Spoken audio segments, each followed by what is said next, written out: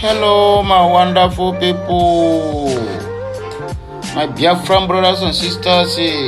I wanna do a great honor and a welcome honor to this early Wednesday morning broadcast. This one is coming all the way from Okute Daily Talk, the Obonga channel where we speak to you the undiluted truth about the struggles of Biafra, about the plans that the Fulani government of Nigeria is harboring concerning the Biafran struggle and about the world at large. In this broadcast of today, I have many news, even international. And I know the reason why my news is going both locally and internationally, because I have a lot of my fans that is coming from outside the country watching me, and which they are interested to know what is happening not only in Nigeria but also the world at large. So if you never hear this headline, make you hear them now. National Assembly Southeast, they don't want any distraction in their quest for Biafran struggle. They are still building the bridges to ascend into that throne. This one is coming from Sam Amade and Imox Odius Okalo and Dave Umahi, who are out there running hectare-skelter instead of them to concentrate on the issues of the day. Rather, they choose to sabotage the Biafran struggle by claiming, giving the Southeast the Senate president will quench the struggle or the agitation for the freedom of Biafrans, which is live from the pit of hell. And no one is going to entertain such as long as this life is concerned. Agitation for self, what do they call it? How do they, what do they call him? Michael Zekome said it. He said, calling for to be an independent or Biafran referendum to be signed and sealed is what is within our human rights as enshrined in Nigerian constitution and also ECOWAS constitution as well, and which is Nigerians or the federal government of Nigeria are signatory to it. So what this Sam Amade is trying to make them here to understand is that the Biafrans are very much concerned about the referendum and the release of Mazi Nnamdi Kanu, instead of people who call themselves they are Igbos jostling to be the Senate president or Speaker of the House simply because they thought that is what the Southeasters need. No, we have been marginalized for a very long time, and we have produced a lot of senators. Yes, we have produced almost 5 senators since 1999 till date. I think the Southeast is the most holding Senate offices in the Federal Republic of Nigeria. But the question there is, what have they achieved with it? The time of Chukwuka Adibo, every Salah he will pack almost hundreds and thousands of cows and give it to the North. Have fight since I was born till today. I never hear where they say, oh, a Muslim cleric or a Muslim politician buys even a common 1 bag of rice and give to Christian community. But our people keep on selling themselves penny and half to all these Fulani cabals. A few people who is holding Nigeria at ransom. That is the truth, and that is the what we are keep on hammering. Because if you think, Nigeria, the Biafrans, they are not more interested in the referendum. Now they have somebody out there. We have Ken Nnamani as the Senate president. What did he achieve? Nothing. We have had Alex Ekweme being the Senate president. Of all their years of serving in the federal level, have they been able to at least tell the federal government of Nigeria that in the Southeast needed, even if not only one seaport? They couldn't do it. But now my people will come out now and say, oh, we have been marginalized for a very long time. Who marginalized who? Are we not the one that is marginalizing ourselves? We have found ourselves in different strategic positions in this country. But what did we achieve with it? Nothing. During the reign of Ngozi Okonjo-Iweala, what did he achieve? Other than, he have a very great name. He leave a legacy behind. In the lives of Chukwuma Soludo as the central bank governor, what did he achieve with the office?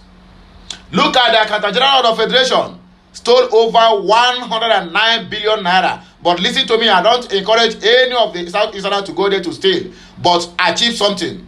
Let your constituency know that you have been in a very strategic position which is supposed to earn your constituency or even the state where you come from a very good development. But at the end of the day, you find out that our own is nothing. Okay, look at Ike Ekweremadu, Deputy Senate President for how many decades? For how many years? For how many tenure?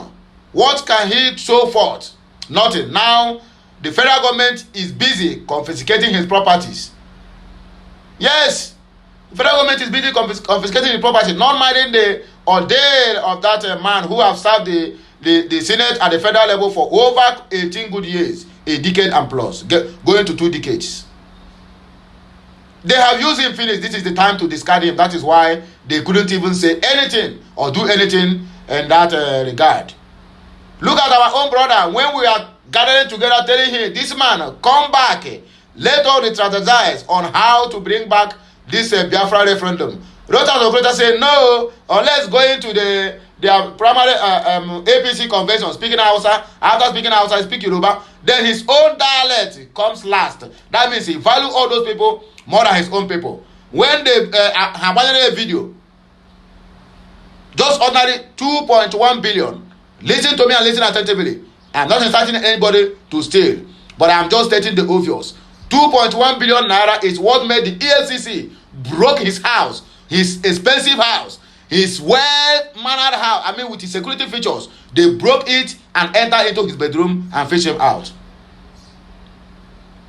Accountant General of the Federation that stole over 109 billion naira, only 30 billion naira have been gotten from him, while the rest of the money, the case have been closed. Nobody's talking about it again. He has settled the people who are in top. I mean, his own Fulanis, and they give way.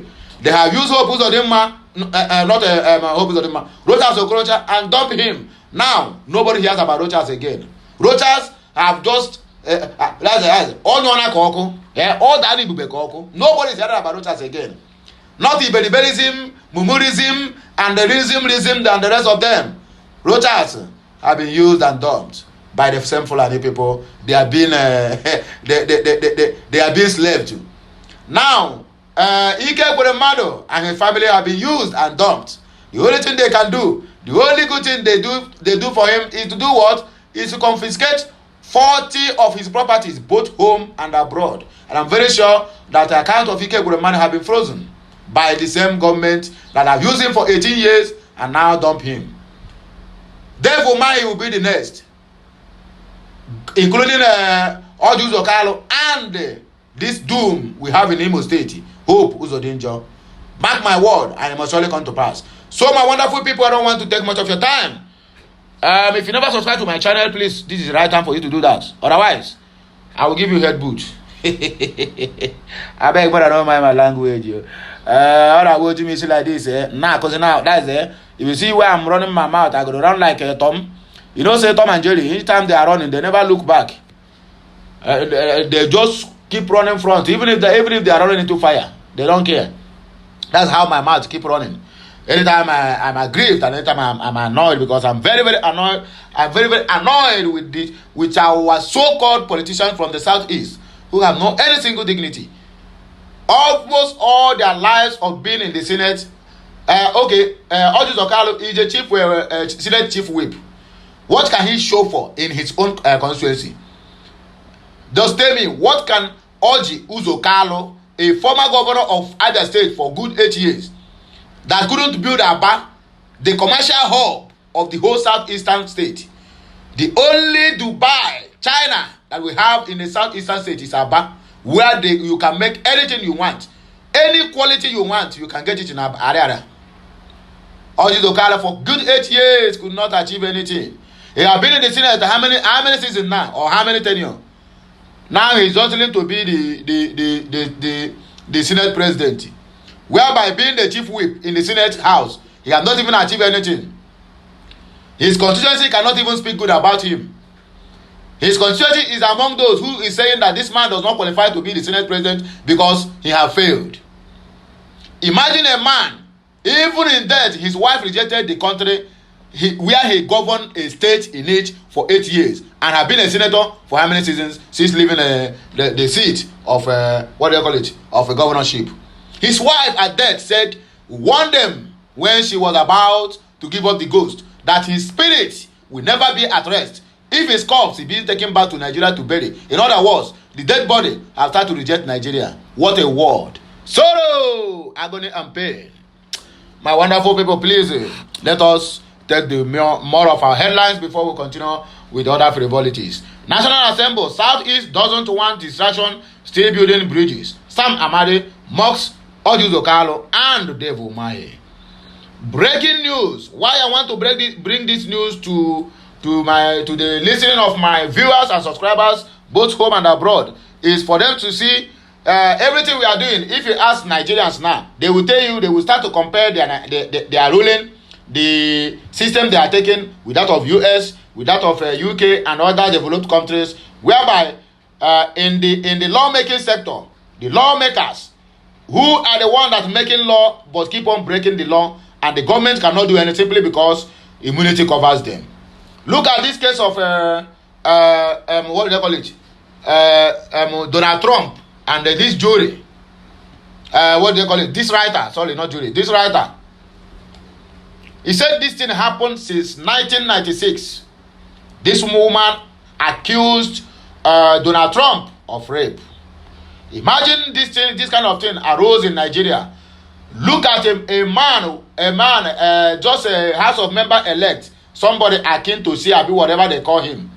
He's somebody at the expressway coming down instead of them to seek for peace, as somebody who will be soon go into the public to serve the masses. What did he do? He start to harass the female who is there to speak for the boy that is being knocked down. What happened at the sex toy shop, Senator Ado, where he molested and harassed a female citizen? What did they do? In the Senate, they covered his ass. They covered him. Yes, they protected him. The end of that case today, nobody knows. Nobody knows what they judged on that girl's case. But yet, they claim to be practicing democracy and the kind of democracy they are practicing in UK and in US. This woman came out now to voice out what happened to her for many years and decades ago between her and Donald Trump. Even then, Donald Trump have not had any intention of going to government house. To some people now, he is trying to sabotage this man. If she's trying to sabotage Donald Trump, why then she raised the voice when he was trying to become the president of the United States of America? That is the question a lot of people asking, and they are still yet to get an answers. Breaking: jury finds former US President Donald Trump guilty of sexual abusing writer in rape case, awards her $5 million. You get the point? We will come back. Again, suspected Fulani militia kills in Zangon, Katafe, all in southern Kaduna. Who are they killing? The Christians there. Who is the orchestrator of all these things? Nasiri El-Rufai is the orchestrator. Call me anytime, any day, and I will defend myself and tell you the reason why I said that. Nasiri El-Rufai is among those who wants the Christians in Nigeria, not only in the southern part, not only in the northern part, but in Nigeria as a whole, to be eliminated. Yes, and I can say that without no atom of regret. Nasiri El-Rufai is behind whatever is happening to the Christians in southern Kaduna. Let him come and defend himself. According to Abado, he said, what I will do for Nigerian youth after May 29, if that May 29 will take place, according to what I have here. Then this one, Tony Blair, former UK Prime Minister, and William Ruto, others for Nigerian Governors Forum induction of governors elect and governors who are returning to office. So my wonderful people, now here now we go carry our news they go. I want to hit the ground running now. So please, tighten your seatbelt. We are about to take off now. The director of Abuja School of Social and Political Thoughts, Sam Amade, has claimed that the Southeast is okay with the list of endorsed principal officers of National Assembly by All Progressive Congress, APC. Amade's statement was contained in a post via his Twitter handle on Monday. His statement followed the release of endorsed principal officers of the National Assembly by the APC government. Daily Post reported that the zoning arrangement announced by the National Working Committee of the APC, it included Senate President South, Senator Goswell Akpabio of Akwa Ibom, Deputy Senate President Northwest, will be Senator Barau Jibrin, he's come from Kano, Speaker House of Representatives Northwest, Honorable Abbas Tajuden, he comes from Kaduna. Deputy Speaker, Southeast, Honorable Benjamin Carlo from Abia State. The latest development appears to have locked out the lives of Senator Ojus Okalo and the Governor Dave Umahi of Ebonyi State. The duo had hoped to clean the position, saying it was the turn of the Southeast zone. Who said so? However, the public affairs analysts claim some of the Southeast reacted to the zoning by the APC, saying, "We don't want any distraction. We are building bridges to the Biafra referendum," and other etc. His comment is believed to be an aftermath of the 2023 presidential election, during which some notable politicians from the zone said P2B of the Labour Party was wasting his time and that the Southeast was not ripe for the position. Those making these statements are what are saboteurs we have in the eastern part of the country. Amadi wrote, people in the Southeast seem to like the APC list of endorsed principal or officers of a National Assembly. They are saying, we don't want distraction, we are building bridges to go to heaven. I think at official APC Nigeria shows better deliberateness in their zoning than the others. Be quick and clear anyhow you want to do it, according to Sam Amade. So we are going to take this news now from the camp of the United States of America. This one is coming from Donald Trump camp. A Manhattan federal jury has found that former U.S. President Donald Trump sexually abused writer E. Jean Carroll in a luxury department store dressing room in 1996. The jury subsequently awarded her $5 million for battery and defamation, CNN reports. According to the news, Carroll has sued Trump, saying she was raped by the former president after she accompanied him into a department store fitting room in 1996.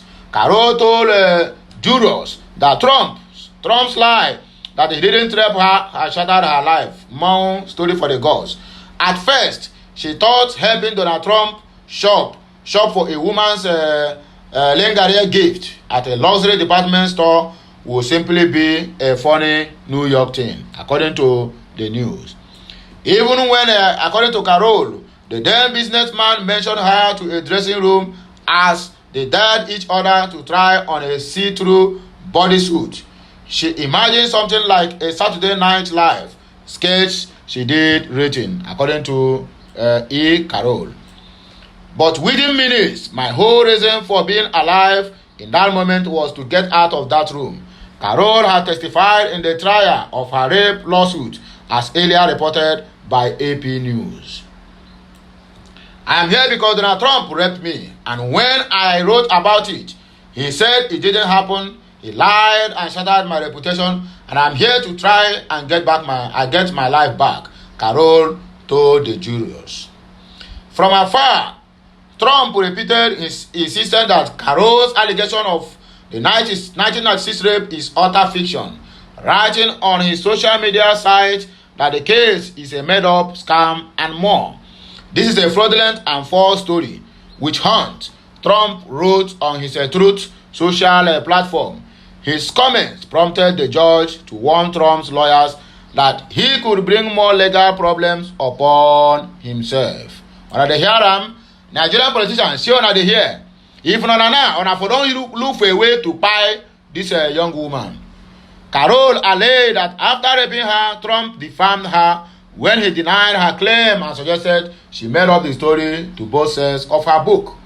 Trump denied all wrongdoings. Carroll filed a lawsuit last November under the New York State Adult Survivors Act, a state bill which opened a look-back window for sexual assault allegations like Carroll's with long expired statute of limitations. Trump did not attend the trial like any defendant in a civil case. He was not required to appear in court for trial or any proceedings and has a right not to testify in his own defense. Carroll left the courthouse after the verdict without speaking to any reporters out there. Trump, on his social media site, Truth Social, called the jury's verdict a total disgrace and said it was continuation of the greatest witch hunt of all time. He insisted that he did not know who Carol was, according to Donald Trump. Judge Lewis Kaplan dismissed the jury after the verdict and informed them they are now allowed to identify themselves publicly if they choose to. The judge suggested they remain silent for security reasons. My advice to you is not to identify yourselves, not now and not for a long time, Kaplan said. If you are one who elects to speak to others and to identify yourself to others, I direct you not to identify anyone else who sat on this jury. Each of you owes that to the other, whatever you decided for yourselves. I am not settling a political score, Carol said during her testimony. I'm settling a personal score because he called me a liar repeatedly and it really has decimated my reputation. I'm a journalist. The one thing I have to is the truth of the leaders. Carol's attorney, Michael Ferrara, asked why she didn't go public with her allegations when Trump first ran for presidency. Yes, since 1996, and you are filing complaints just this last November, my dear, somebody sent to you. Despite the fact that the law is working here, they have to do everything humanly possible to get justice for Carol. But let it be noticed that someone is behind this. From my own perspective, I don't know about you, I noticed that the more women who came forward to accuse him, the better he did in the polls, according to Carol. Trump attorney Joe Tacopina, during cross-examination, repeatedly asked Carol why she did not scream during the approximately 3-minute alleged attack. I am not a screamer, Carol responded. I was too much in panic to scream. You can't beat up on me for not screaming, she told the defense lawyer. Women who don't come forward, one of the reasons they don't come forward is they are asked why they didn't scream. Yes, why they don't scream? Because that's a public place. Some women scream, some women don't. It keeps women silent, according to them. Donald Trump's video disposition that was played before the jury at a civil battery and defamation trial has been made public. In the video, Trump confirmed that he had made the allegedly defamatory statement denying knowing Carol, calling her allegations that he raped her in a Baghdad Gosman dressing room in the mid-1990s, a hoax, and saying she is not his type. He also tells Carol's attorney that she too is not his type. And many times during the disposition, he calls Carol a series of names, including no job, a whack job, and mentally sick. This one is coming from the camp of former President of the United States of America, where his name be Donald Trump, who ruled but only one tenure and was taken over by Joe Biden, former vice president of the United States of America under Barack Obama tenure. Again, another suspected Fulani militia kills in Zangon Katafi, all in southern Kaduna. Who is behind this? Nass El-Rufai. Suspected Fulani militias on Tuesday attacked Ronji village in Atiapo, chiefdom of Zangofa, Katafi local government area of Kaduna state, killing a member of the village identified as Danladi Dudek. The community leader in Ronji, Koniyan Ben, confirmed to Daily Post that the fresh attack carried out in the afternoon resulted in the murder of victim, whose residence was close to the Anglican church in the community. Daily Post recalled that the same Ronji village was attacked 3 weeks ago by suspected Fulani militia that killed at least 33 people and destroyed 40 houses. What has the state government do about this? How many people have been arrested and persecuted? The answer is 0. No one has been arrested and no one has been persecuted. And you tell me the state government is not aware of this, or they are not behind this? Come on, nobody, we are not a kids, and nobody to be treating us like we are animals. We know what we are doing and we know what is happening in southern Kaduna. Ben told Daily Post, the accident came through a cover of herds of cattle some few minutes after 2 p.m. and started firing shots using sophisticated guns, including a revolver machine gun, which scared away all people in the community. The attack took only a few minutes, after which the assailants rushed back in the direction of Zango Oban, using the cows as a cover-up, and ran away. Wahala no dey finish. When I hear am, na so the thing take be o. Na so na dey wipe out the Christians in the southern Kaduna, while El-Rufai is busy suing the federal government to court because of Naira redesign, because of the deadline that I've given, so that they will not buy votes. After all said and done, the federal government of Nigeria, led by Muhammadu Buhari, and the CBN governor Mefele, they fall to their tricks. And this same El-Rufai, for the past 8 years of being the governor of Kaduna State, it has been from one killing to the other. And for once, I never see him sue anybody to court. Have you people say it, that this present government is like they have an oath to be killing people anyhow, mostly in the APC states. Look at what is happening in Imo State by APC governor, killing people anyhow at ease. The youth in that area have been reduced to nothing, simply because he was forced to the people when he come distant forth, and they made him the governor of Imo State through what? Through the backyard. And that is the result of it. And exactly what is about to happen in Nigeria now, making this man a selected president to the Nigeria. It will not be easy to tackle the challenges we are having, because a lot of challenges will rise. People who do not support his presidency will rise up against him. Because when righteous rule, the country prospers. But when unrighteous people like all these ones now, he would like to sideline every sector of the economy to his own family. Be rest assured that very soon his wife will be the Attorney General of the Federation. His son, Accountant General of the Federation. Then MC Oluomo will be the Ministry of Defense. Make my word, it will soon happen. The President-elect, Asiwaju Bola Ahmed Tinubu, has on Tuesday shared some of the plans his administration has put in place for the Nigerian youths. Tinubu stated that his administration would unfold programs and initiatives beneficiary to youth in the areas of advisory council, presidential fellowship scheme, business incubation centers, micro, small, and medium enterprises, academic, consumer, credit, and the sports revolution, according to the Agbado ministry. The former Lagos State governor, who was represented by the national youth leader of All Poverty Congress, APC, Dayo Israel, promised greater inclusivity of the youth in the governance. He called on youth to join hands with the incoming administration in creating a safe and secure environment for all, as there can be no growth or development without security and peace. He said Nigeria will continue to invest in her youth. Near Africa, we will unfold programs and initiatives that are beneficiary to our youth in the areas of youth advisories, council, presidential fellowship scheme, and the rest of them which have been mentioned earlier. So make on do what? And he said both entrepreneurship and the rest of them, that shall be included. According to them, see, greater inclusivity in governance for our youth now is important for our future. I was once a youth, and I know and see the bundleless creative energies, innovative skills, entrepreneurship spirit, and potential of our youth, and the time to invest in them is now.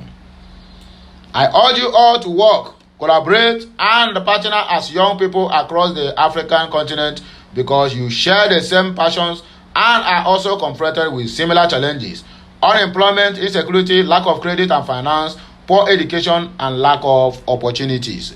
And at the Sisiamu, now so they take talk for here. So my wonderful people, my lovers of freedom and the lovers of mankind, the Nigerian people at large, and the world also. Now here we go take back our kaya, because we don't do what?